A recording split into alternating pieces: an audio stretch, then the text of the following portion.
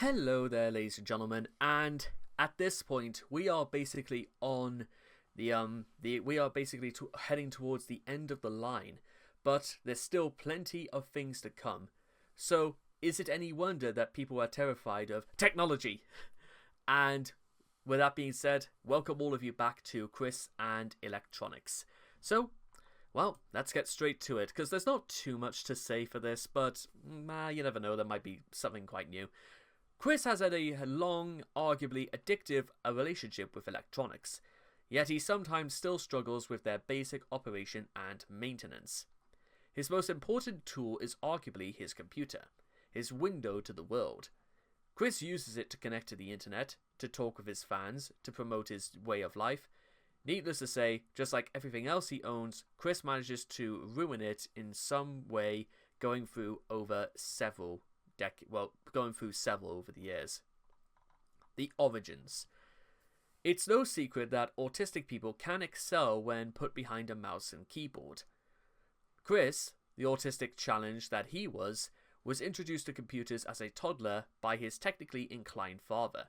According to Chris, Bob led him into the digital world with a Commodore 64. In 2018, Chris, feeling nostalgic, dug out said Commodore 64 and requested help from his fans to repair it. While Chris's ludicrous claim that he started playing on the computer at 6 months is obviously false, he definitely started structuring his life around computers at a very young age, and was never viewed reality without the filter of a PC. Chris would go on to major in CAD, combining his artistic interest with his attachment to the tool that made his saga possible. He dabbled in HTML after taking a relevant college course, surely feeling like an accomplished computer scientist in the process. Well, you have to start somewhere, that's all I can say. Chris's equipment. And this is is this meant to be a CED player?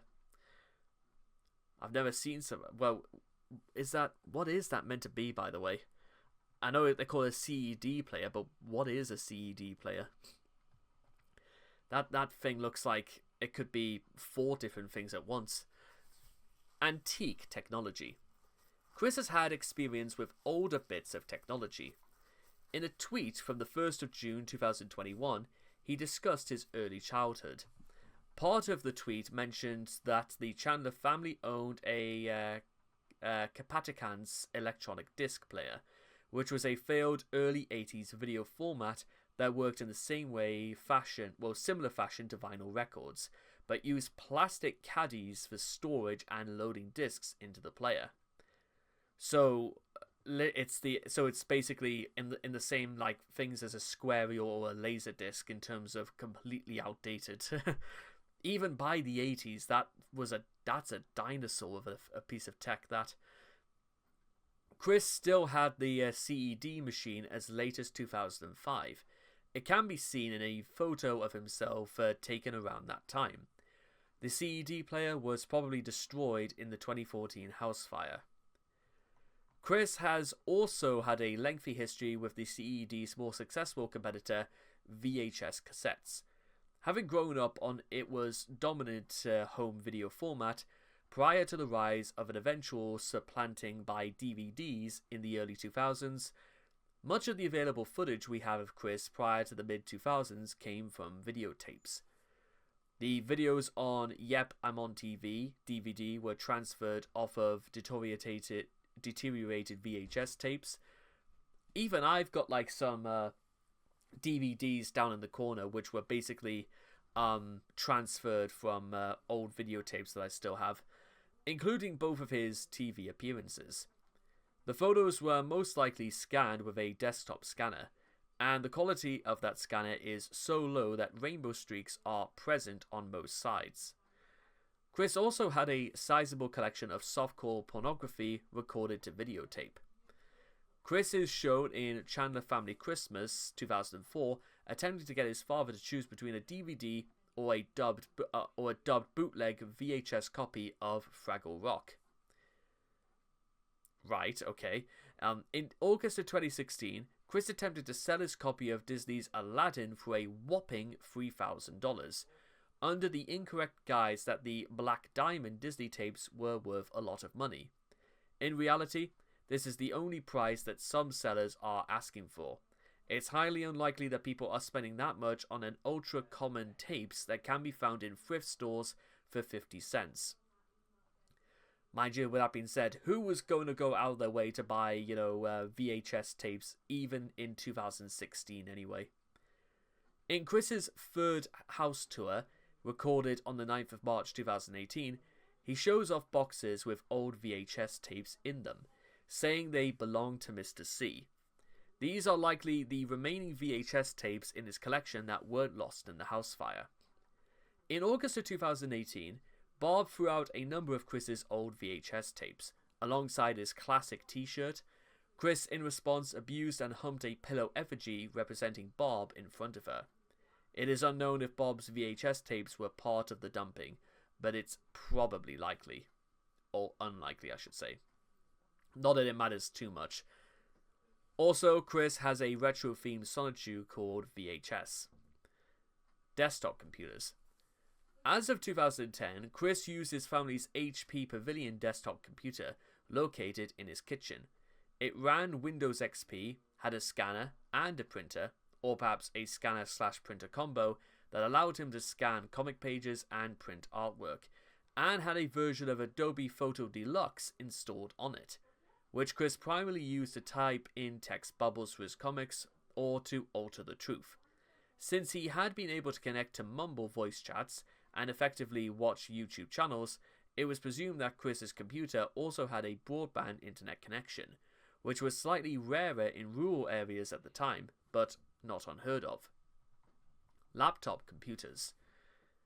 An August 2011 video, however, revealed that Chris had a new computer loaded with Windows 7. Another video confirmed it had to be a hand-me-down HP laptop. Chris claimed that he had upgraded it, but further details are unknown. The laptop also has a Mozilla Firefox and iTunes installed on it. Most of Chris's computers appear to have survived the fire, including his laptop and his upstairs PC, although some data was lost. Chris used his iPhone to communicate with his fans on Facebook and upload videos to YouTube during his year of exile. The rental house has apparently had a computer and an internet connection, so it is possible that Chris used it as well. As of 2017, Chris owns an Asus gaming laptop that he used for live drawing streams and to play Steam. Mobile computers and smartphones. From at least the early 2010s, Chris has been a loyal user of the iPhone. In 2013, he built the Idea bookcase to hold his iPhone 5 and 2 iPod Touches he'd switch out for different content. He used the iPhone for anything requiring cell service, and the iPods for media and light computing. Which, to be fair, it's not a bad idea, I suppose, whilst the iPod was still in circulation. As of 2018, Chris has 2 identical iPhones, one for business and the other for personal calling. He most likely can afford the deal because phone companies regularly offer buy one get one specials on new units. As of 2021, his phone number, well, I'm pretty much gonna have to edit that out because in May 2020, Chris got an iPad and stylus to attempt digital art. Okay, so I'm definitely gonna have to censor that out because that's, not good. In a March 2025 live stream, Chris's room in his Big Island, Virginia home can briefly be seen. From the glimpse of it, one can see that Chris now owns a PS3 television. Other electronic appliances such as game consoles, television, and cameras. But I think we may have covered cameras before, but oh well. Computer troubles. Have you tried turning it off and on again? To hear Chris tell it in 2010, his computer was on its last legs. In his conversations with Alec Benson Leary, Chris complained that multiple power surges, resulting from blackouts in the area, had disabled his computer for days at a time, forcing him to restore it constantly. In mid-February of 2010, this was his excuse for failing to regularly upload new comic pages. When Alec, reasonably asked him why he didn't just buy a new, more reliable computer, Chris claimed that he didn't have the money. A low-end replacement for his machine powerful enough for his purposes would have only cost a few $100s. But apparently, Chris just had better things to buy. Chris often claimed to be unable to upload videos for Jackie, or chat with her via instant messaging, because he couldn't get his computer to start up. This caused him much stress and discomfort because he worried that she would feel that he was neglecting her, and would break up with him. Chris complained that he didn't have the money for a new PC, but all the while continued to buy new video games for his second PlayStation 3. To make things worse, Chris revealed that there was a second working PC in the house, and the only reason he didn't attempt to use it is because it was blocked by a pile of clothes, which incidentally was the same excuse he used for not showering. What a lazy, lazy bastard he was, eh? He still is, but that's pretty stupid. That's a very, very low-end excuse right there. The solution was right there, but Chris just chose to completely and utterly ignore it. Again, sounds quite on brand for Chris, doesn't it? Computer literacy. Despite having taken a course in computer construction, Chris did not know the difference between RAM and hard drive space. When confronted about forgetting things so often, he claimed that his memory worked like RAM, believing the random in RAM means that it only works some of the time, or randomly, despite the fact that it almost means the exact opposite, that it can access any requested piece of information at any time, regardless of order. Taser. Chris believed that he could shock his quartz crystals through the use of the phenomena of piezoelectricity to create portals. He believed he could use a taser to shock some of his magic stones as a means of starting the dimensional merge. But then again, Chris also used to believe Santa Claus was real, so we'll take him as his word for that. And believe it or not, ladies and gentlemen, that is literally the entirety of Chris and electronics. I wish there was... the only thing really we can learn about this, I don't know, keep your house clean and also maybe put aside some money for when you actually have to replace things. Electronics, computers, televisions, they do not last for life.